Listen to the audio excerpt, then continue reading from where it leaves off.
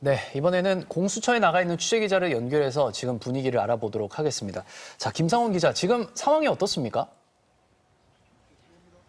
네, 2시간쯤 전이죠. 오전 6시 14분쯤 이곳 과천청사 공수처에서 차량 5대가 연달아 출발하는 모습이 포착이 됐고요. 여기서 출발한 차량들은 윤 대통령이 머무는 서울 한남동 대통령 관저로 바로 향했습니다. 공수처 수사팀은 현재 관저 앞에서 대기를 하다가 지금 막 진입을 한 걸로 보이는데요. 곧 체포영장을 집행을 시도를 할 걸로 보입니다. 다만 지금 경호처가 협조를 해줘서 막 문을 열고 들어갔는데요. 또 이곳 과천청사 입구 쪽에도 지금 경찰 인력과 버스가 지금 배치가 되고 있습니다. 서울 서부지법이 윤 대통령에 대한 체포영장을 발부한 건 지난달 31일 새벽이었는데요. 대통령 관저 등에 대한 수색영장도 같이 발부를 했습니다. 죄목은 내란수계입니다. 이번 체포영장의 유효기간은 오는 6일 자정까지라서 공수처가 언제 영장을 집행할지 관심이 쏠렸는데 공수처는 계속해서 집행 시점을 극비에 붙여왔습니다. 공수처는 공조수사본부를 꾸리고 있는 경찰 지원을 받아서 영장을 집행하는 모습인데요. 윤 대통령 측은 체포와 수색영장이 불법 무효라고 주장을 하고 있어서 집행 과정에서 대통령 경호처가 영장 집행을 막아설 가능성도 지금 제기가 되고 있습니다. 예. 이번에 법원이 발부한 영장에 경호처의 방어 논리를 깰 수 있는 내용이 담겼지 않습니까? 어떤 내용이었습니까?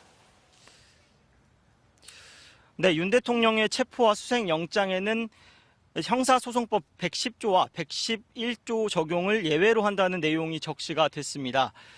경호처는 지금까지 이 조항을 근거로 관저나 대통령실 압수수색을 막아왔는데요. 군사상, 공무상 비밀을 요하는 장소는 책임자 승낙 없이 압수수색할 수 없다는 내용입니다.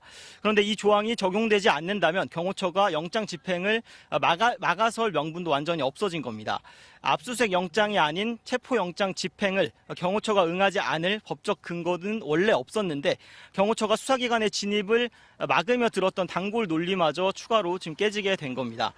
공수처는 앞서 경호처의 영장 집행을 가로막으면 직무유기와 특수공무집행 방해죄 등으로 처벌을 할 수 있다. 이런 경고 공문을 보내 사전 준비에도 만전을 기했고요. 오동훈 공수처장도 바리케이트 등 잠그고 체포영장에 집행에 응하지 않는 것 자체가 공무집행 방해다. 이렇게 언론에 밝히면서 경고 수위를 높여왔습니다.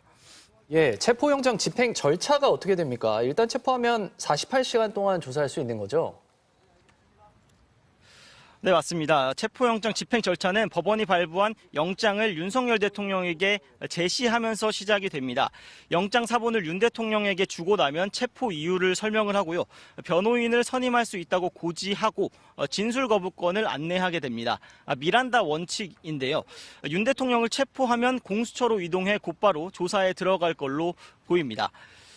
윤 대통령이 머물고 있는 한남동 관저에서 이곳 과천 공수처까지 거리는 17km 정도입니다. 경찰 도움으로 교통이 통제가 되면 10여 분 정도면 도착을 할 수 있는데요. 통상 피의자는 수사 차량으로 이동을 하는데 탄핵으로 직무가 정지되긴 했지만 현직 대통령 예우를 받고 있는 피의자인 만큼 어떤 식으로 이동할지는 지금 협의가 필요할 걸로 보입니다. 구금 장소는 과천과 가까운 서울구치소입니다. 별도 독방이 마련될지는 아직은 정해지지 않았습니다. 공수처는 체포 시점부터 48시간 안에 구속영장 청구 여부를 결정을 해야 됩니다. 48시간 안에 구속영장을 청구하거나 영장을 청구하지 않으면 석방을 해야 되는 만큼 고강도 조사를 벌인 뒤에 구속영장을 청구할 걸로 예상이 됩니다.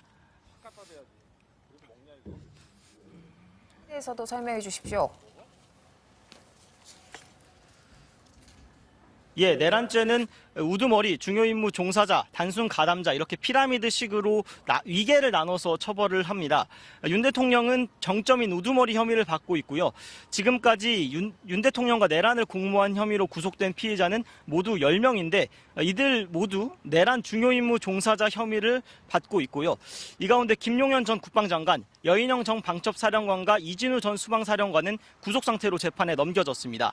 김용현 전 국방장관 구속 기소 당시에는 총을 쏴서라도 문을 부수고 들어가 끌어내라, 문짝을 도끼로 부수고 들어가라는 등 계엄 당일 윤 대통령의 직접 지시 내용이 드러나면서 큰 충격을 주기도 했는데요.